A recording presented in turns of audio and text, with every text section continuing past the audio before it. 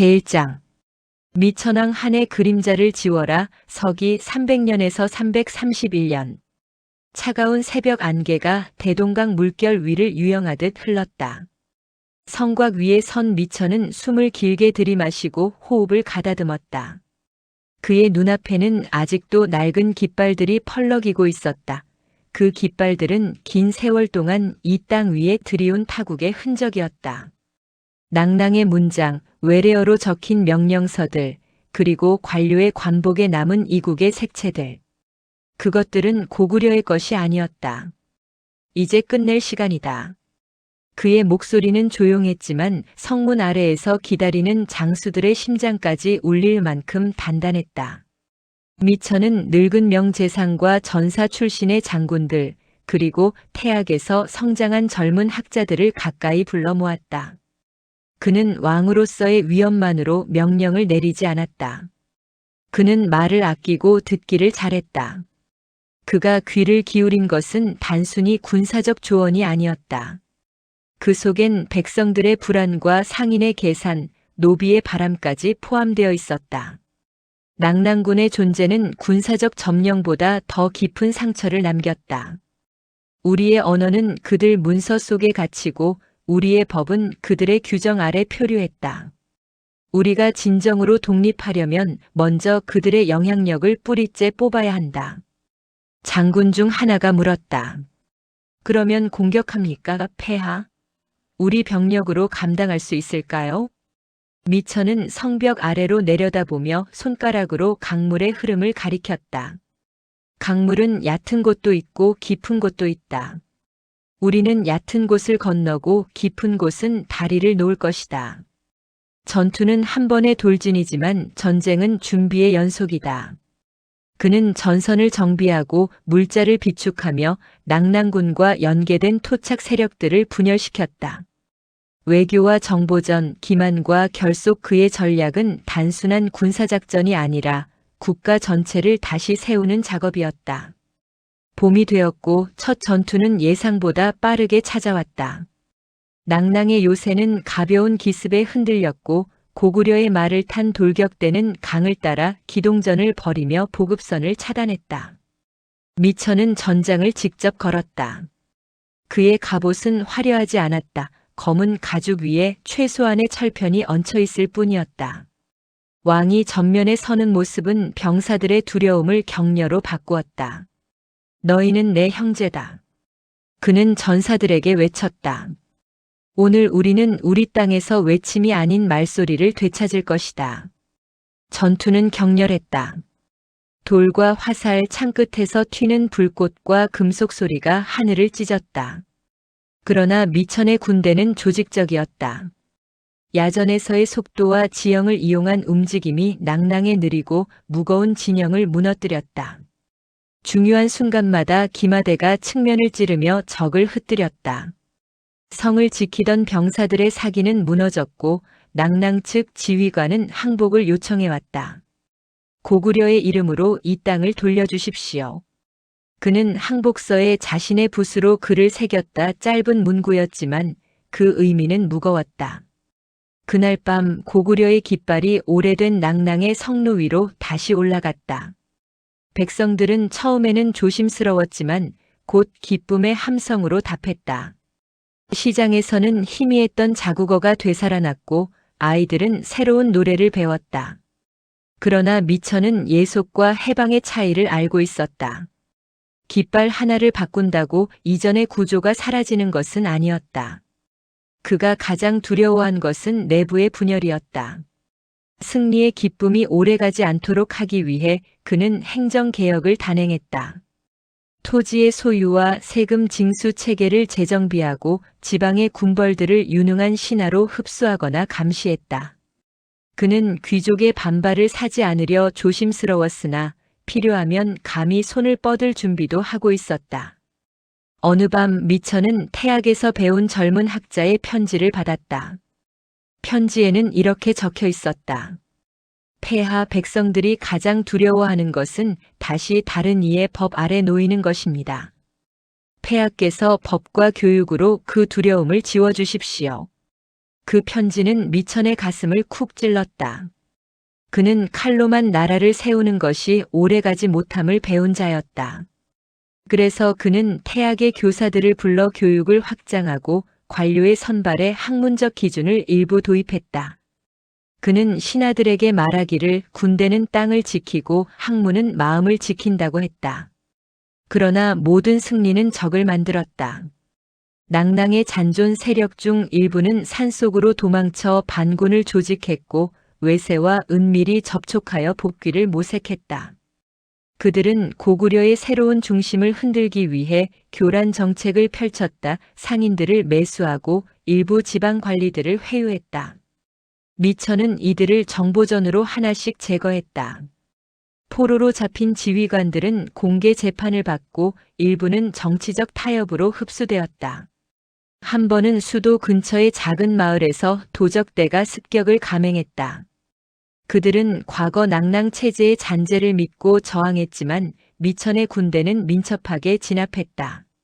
전투 후 미천은 마을 사람들 앞에 서서 말했다. 우리는 누구의 노예도 아니다. 하지만 자유에는 책임이 따른다. 너희의 안전은 내가 지킬 것이다. 너희의 법과 예의는 너희 스스로 지켜라. 그 말은 단지 선언이 아니었다.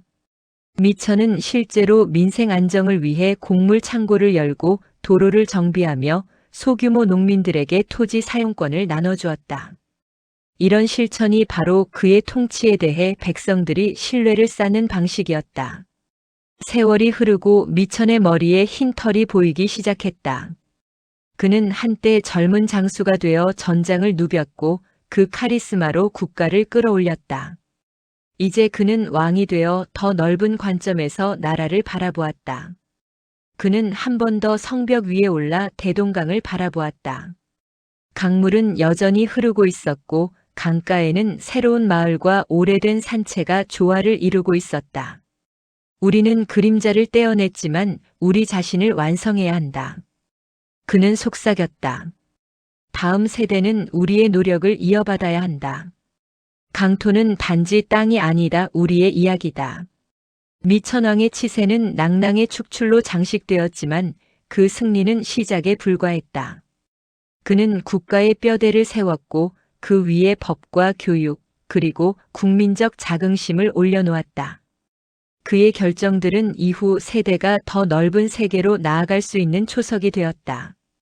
대지는 정비되었고 사람들은 다시 자기 목소리를 냈다. 고구려는 이제 단순한 방어 국가가 아니라 스스로의 운명을 개척해갈 주체가 되었다. 밤하늘 아래 미천은 왕궁 안으로 들어가 거울을 보고 오래전 젊은 시절의 자신을 떠올렸다. 그의 눈가에는 피로의 흔적이 있었지만 그 안에는 단단한 만족이 깃들어 있었다. 그는 조용히 손을 모으고 조상들에게 고했다. 우리는 당신들의 땅을 돌려받았습니다. 이 땅을 지켜 평화를 물려드리겠습니다.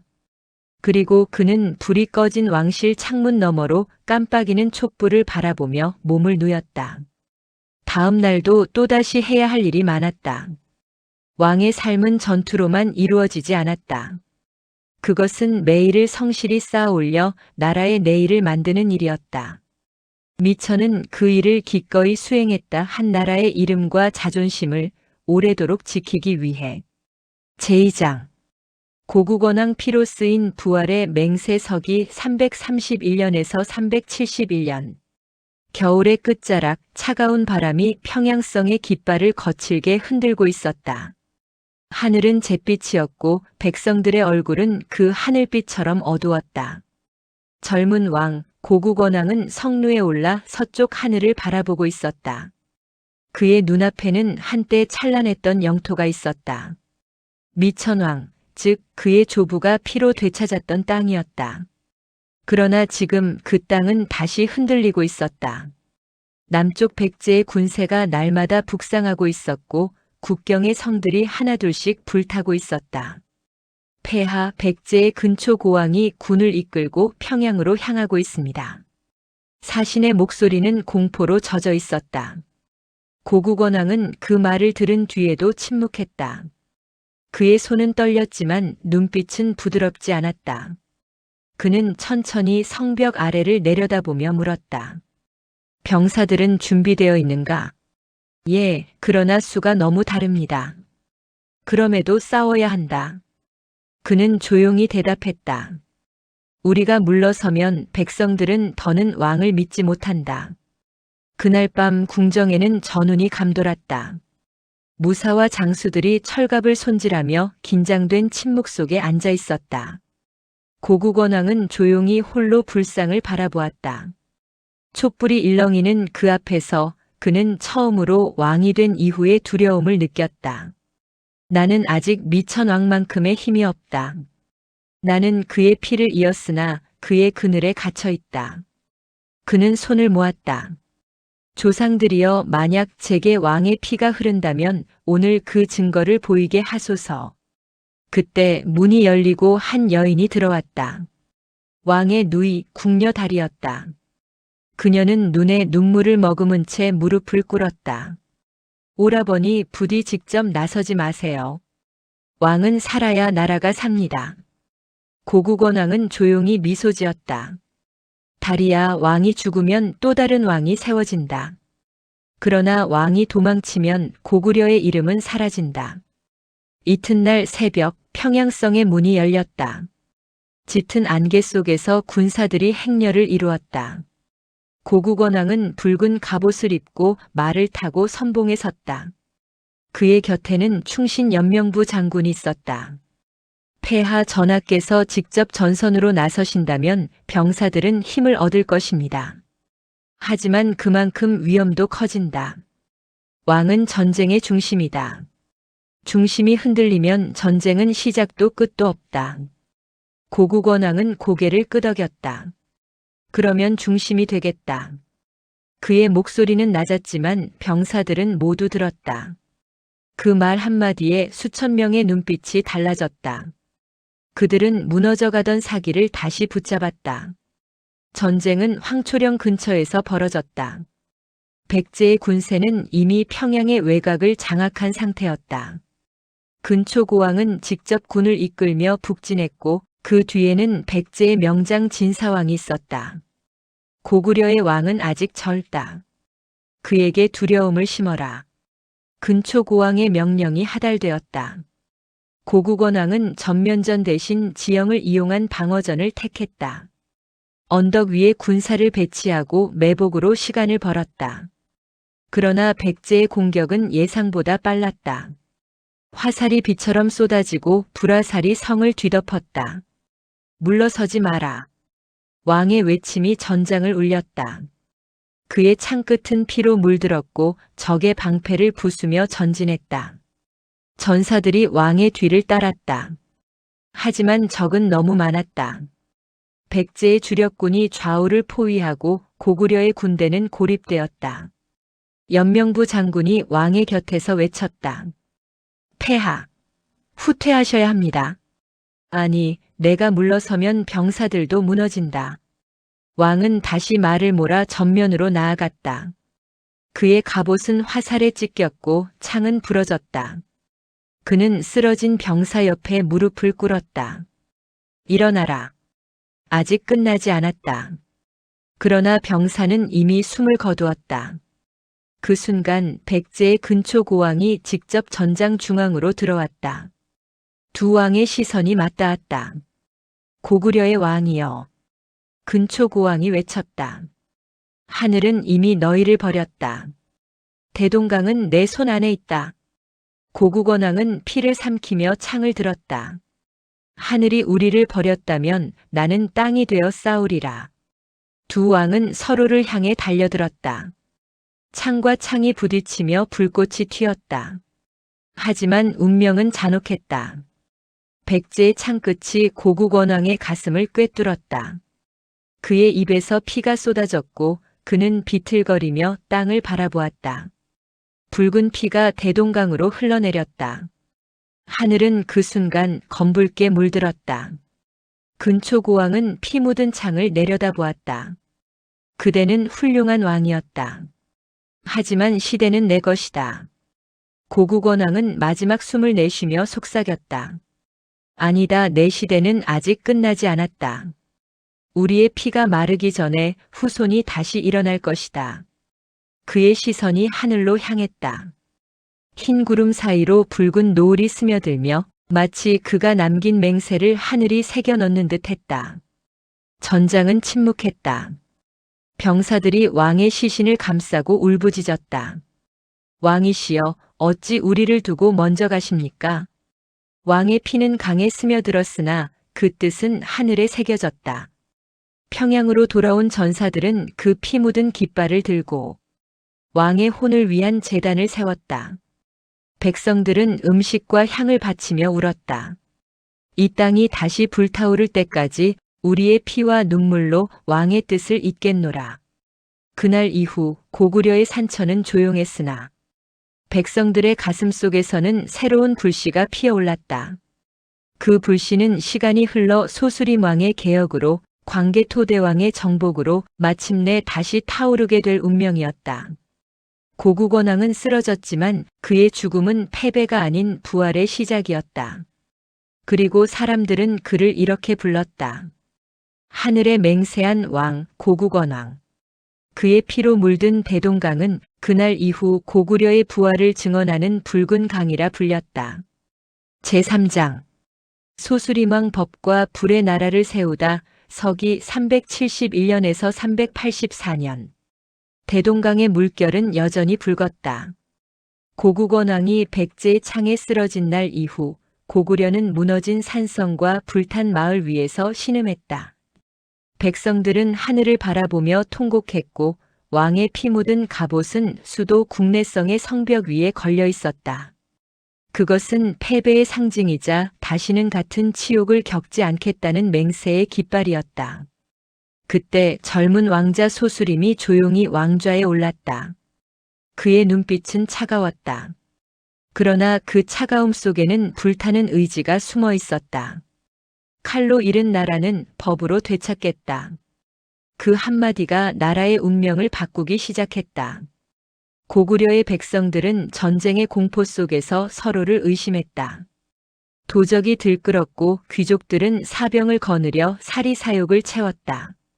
군사들은 왕의 명을 기다리지 않고 장수들은 각자의 성을 지키며 따로 나라를 세운 듯 행동했다.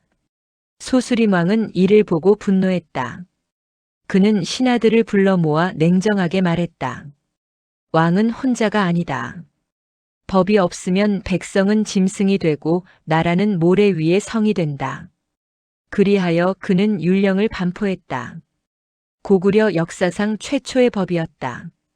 신하들은 술렁였다. 전하, 법은 칼보다 냉혹합니다. 백성들이 두려워할까 염려됩니다. 왕은 조용히 미소 지었다. 두려움 속에 태어나는 질서가 있다. 그것이 나라의 기둥이다. 이제 살인자는 목숨으로 죄를 갚고 도둑은 손목으로 벌을 받았다. 귀족이라 하더라도 법 앞에서는 예외가 없었다. 소수림 왕은 먼저 왕궁의 탐관 오리들을 처형했다. 백성들은 처음에는 두려워했지만 곧 안도의 눈물을 흘렸다. 이제는 정의가 다시 살아났다. 나라의 법의 숨결이 스며들었다. 법으로 질서를 세웠으나 마음의 혼란은 여전했다. 전쟁의 상처는 사람들의 영혼을 짓눌렀다. 밤마다 마을 곳곳에서 곡성이 들려왔다. 어머니는 아들의 무덤 앞에서 울고 아이는 굶주림 속에서 신에게 빌었다. 그 모습을 본 소수림 왕은 깊은 밤 홀로 성루에 올랐다. 달빛 아래에서 그는 속삭였다. 사람의 마음을 다스리지 못한다면 법도 결국 무너진다. 그때 한 승려가 국경에서 왕을 찾아왔다. 그의 이름은 순도였다. 백제와 신라에는 이미 불법이 전해지고 있었다. 순도는 한 권의 경전을 꺼내 왕 앞에 놓았다. 전하, 부처의 말씀은 칼이 아닌 자비로 사람의 마음을 구합니다. 소수림 왕은 눈을 감고 오래 생각했다. 그리고 조용히 고개를 끄덕였다. 고구려의 피를 씻을 것은 피가 아니라 마음이다. 그리하여 불교가 고구려의 국교로 공인되었다. 그는 수도에 초문사와 이불란사를 세우게 했다. 매일 아침 왕은 향을 피우고 부처 앞에 무릎을 꿇었다. 이 나라의 어둠이 다시 덮치지 않게 하소서. 백성들은 처음엔 낯설어했지만 곧 절의 종소리와 함께 마음을 다스리기 시작했다. 무기를 버리고 경전을 손에 든 병사들도 있었다. 전쟁의 불길 대신 자비의 등불이 나라를 밝히기 시작했다. 소수림 왕의 개혁은 피로 시작했지만 법과 불로 완성되었다. 율령이 나라의 뼈대를 세우고 불법이 그 위에 마음을 채웠다. 그는 더 이상 칼로 싸우지 않았다. 대신 학교를 세워 젊은이들에게 글을 가르쳤다. 칼을 들지 않고도 나라를 지키는 법을 배워라. 그리하여 고구려는 다시 일어났다. 국경의 병사들은 법으로 단련된 군이 되었고 백성들은 믿음 속에서 삶을 되찾았다. 소수림 왕은 성루에서 저 멀리 남쪽 하늘을 바라보았다. 아버지여, 피로 쓰인 왕국 위에 이제 법과 불의 나라가 세워졌습니다. 그의 눈가에는 눈물이 맺혔다. 그 눈물은 고국 원왕의 복수를 넘어선 새로운 고구려의 서곡이었다. 칼은 나라를 지키지만 법은 나라를 세운다. 그리고 부처의 자비는 그 나라의 영혼을 구한다. 소수림 왕의 말이다. 제4장 광개토대왕 하늘의 뜻을 품은 정복자 서기 391년에서 413년. 대동강가의 바람은 여전히 차가웠다. 그러나 이제 그 바람은 패배의 냄새가 아니라 부활의 기운을 머금고 있었다. 소수림 왕이 세운 법과 불의 깃틀 위에 젊은 왕 담덕이 왕좌에 올랐다. 그는 겨우 18. 하지만 그 눈빛에는 천하를 꿰뚫는 빛이 있었다. 하늘은 우리에게 검을 맡겼다. 그 검은 땅을 지키는 데 쓰이되 그 뜻은 하늘에 닿아야 한다. 그날부터 고구려의 역사는 다시 불타올랐다. 새벽녘 안개가 자욱한 국내성의 성루 위에서 담덕은 하늘을 올려다보았다. 그의 어깨에는 아버지의 그림자가, 그의 가슴에는 백성의 한이 실려 있었다. 아버지의 나라를 되찾겠다. 백제의 칼에 흘린 피를 천하를 품은 검으로 갚겠다. 그는 신하들에게 말했다. 이제 우리에게 필요한 것은 방어가 아니라 진격이다. 그 말은 번개처럼 퍼졌다. 병사들은 다시 창을 들고 말들은 발굽으로 땅을 울렸다. 고구려의 용들이 다시 깨어났다. 그는 왕이었으나 동시에 장수였다. 갑옷을 입고 말머리를 잡은 채 누구보다 먼저 전장으로 향했다. 하늘은 그를 도왔고 땅은 그의 이름을 울렸다. 서기 396년. 남쪽 하늘에 불길이 올랐다. 광개토대왕은 10만 대군을 이끌고 백제의 국경으로 진군했다. 바람은 칼날 같았고 대지는 그의 말발굽 아래에서 떨렸다. 백제 근초 고왕이 이미 세상을 떠난 지 오래였으나 그 아들 아신왕이 왕위를 이어받아 있었다. 그는 성문 위에서 고함쳤다. 고구려의 왕이여, 피로 세운 성을 함부로 넘보지 마라. 광개토는 말 위에서 대답했다. 그 피가 우리 왕의 것이었다. 오늘 나는 그 빚을 갚으러 왔다. 그날 한성의 하늘은 붉게 물들었다. 백제의 성벽은 무너졌고 아신왕은 무릎을 꿇었다. 내가 항복하옵니다. 고구려의 위를 인정하겠나이다. 광개토대왕은 그를 죽이지 않았다. 대신 손을 내밀었다. 나라를 세우는 것은 복수보다 크다. 내가 백제를 다스리되 하늘의 뜻을 잊지 말라. 그는 피 위에서 관용을 베풀었고 복수 속에서도 정의를 세웠다. 그의 군세는 다시 동쪽으로 향했다. 외의 침략으로 위태로웠던 신라의 왕실성은 사신을 보내 울부짖었다. 고구려의 왕이시여, 우리를 구하소서. 광개토는 주저하지 않았다. 그는 신라를 구원하기 위해 군을 남쪽으로 내려보냈다. 그의 군사들은 단숨에 왜군을 격퇴하고 신라를 다시 일으켰다. 그날 이후 신라는 고구려의 깃발 아래 충성을 맹세했다. 백제는 굴복했고 신라는 구원받았다. 하늘 아래 고구려의 이름은 다시 울려 퍼졌다. 남쪽의 전쟁이 끝나자 그는 북쪽을 향해 눈을 돌렸다. 진짜 적은 아직 남았다. 그가 말한 적은 바람과 얼음의 땅 숙신과 거란, 그리고 말갈이었다. 광개토대왕은 눈보라 속에서도 군을 이끌었다. 하늘이 내린 검은 눈 속에서도 녹지 않는다. 그의 군대는 눈 덮인 산맥을 넘어 흑룡강을 건넜다. 고구려의 깃발은 북방의 끝, 만주 전역에 꽂혔다.